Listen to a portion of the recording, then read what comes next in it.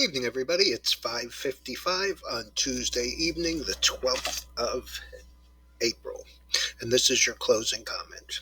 Okay, so everybody saw the CPI numbers. By the way, we have PPI numbers tomorrow, as well as MBA mortgage applications because it's Wednesday. Uh, and we got off to a very strong start. I guess the number wasn't as terrible as it could have been. It was still up a little bit above what was expected, but the market really liked the number initially, and we got off to a running start, and everything was moving. Unfortunately, it didn't last very long. It lasted most of the morning, and then we started to see the weakness. By the end of the day, the Dow, which had been up multiple triple digits, actually finished down. The Dow finished down 87.72, or a quarter of a percent. Not overwhelming, but 300 off the high.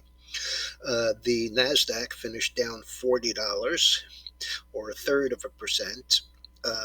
S&P, which was up over $50, finished down $15. The only ones that maintained the gain, and certainly not anywhere near all of it, were the Russell up 661 and the transports, which have gotten unmercifully pounded lately, up just under $31. So nothing more than a third of a percent in either direction. The VIX was down 11 cents. We had CarMax this morning, which beat top and bottom and actually was down early. Even this morning, it was trading 97 and a half, managed to not hold even that, closed 93.33, down 984, 9.5%. Albertsons beat top and bottom, and was down this morning, finished 31.97, down 281, or 8.1%. American Airlines, this one surprises me. They upped their guidance. I don't know that anyone actually believed them with the number of flights that have had to have been canceled and the way that airfares are rising. Stock closed 17.13, up 16 cents, just under 1%. And the bank earnings start tomorrow. The banks were horrendous all day, and they finished strongly lower. JP Morgan has earnings tomorrow morning before the open. The stock closed 126.54, down $1.46, or 1.1%. But let's remember, the stock made a new 52-week low today at 126 and change, and is down from the year-to-date number. The high was 170. So you're talking about a stock that's down from 170 to, let's call it, 125. That's a pretty extreme move for a stalwart like JP Morgan. That little one, VERU, that I mentioned, the one who has a cancer drug, actually got taken to the cleaners a little today. This is the stock that came from $4.35 on Monday, hit $14.57 yesterday, traded $13.57 today, and closed $10.01, down 227, or 18%. That still represents in excess of 100% move on the week. And the little one that I mentioned this morning, BDSX, that's the one that three of the board members, including the CEO, literally bought millions of shares of the stock and reported it yesterday. It had closed at $1.59. They paid $1.79 for their stock. Pre-market, it was as high as $3.45, but during market hours, the highest it could manage was $2.42.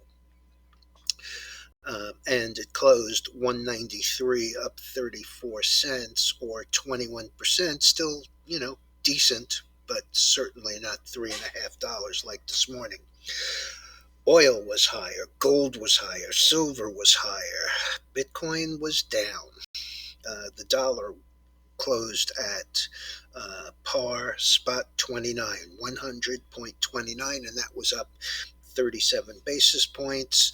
I want to give you a look here at the oil. Take a quick look at the oil and see that it has held this 92 to $95 area as it continues.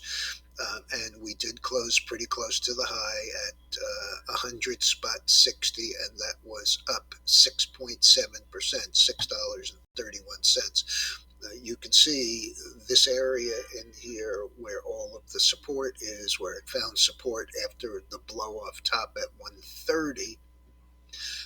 And we seem to be holding that. Looks like the MACD may start to turn up. What's interesting here is that the Fibonacci 50% retracement line is pretty much where we held.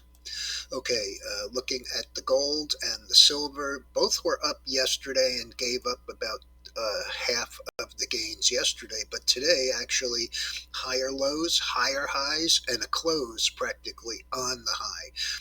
I think that, we closed 1976 and a dime. Wouldn't surprise me if we got any follow through from this, that we would certainly try the 2000 range. It's going to be a while, I think, before we can come anywhere near to this 2043 close. But stranger things have happened, and the MACD is rolling to the upside. And as I pointed out earlier in the week and in my Sunday night letter, the 5-day has now pierced the 20-day to the upside. A little bit different situation in the silver, although the numbers look alike. It's just the averages just have not quite caught up. But we did hold this 24 and a half area very well. Again, like the gold, higher high, higher low today. Yesterday it had a range of, let's see,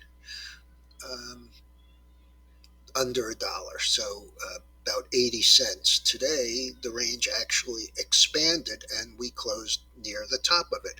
Same situation is building here. I'll show you a little bit better. The 5-day has turned up. The 20-day has turned up. And if we go through there, I'm going to say we'll probably test this 26.5, 27 area. Bitcoin and Ethereum still weak, not as weak as they were yesterday, and the bonds were up 3/4. All right, I'll be back first thing in the morning. Hope everyone had a decent day. Our Tellurian was up, gave up a little of the gains today. I did not get back into the corn today because it was higher all day. And the silver position that we put on yesterday at $1 and $1.01, I saw it trade at $1.25. I think it closed around $1.20, so we're up 20% on that trade. And we just keep on working on it. Have a good afternoon, good evening, and I'll be back in the morning.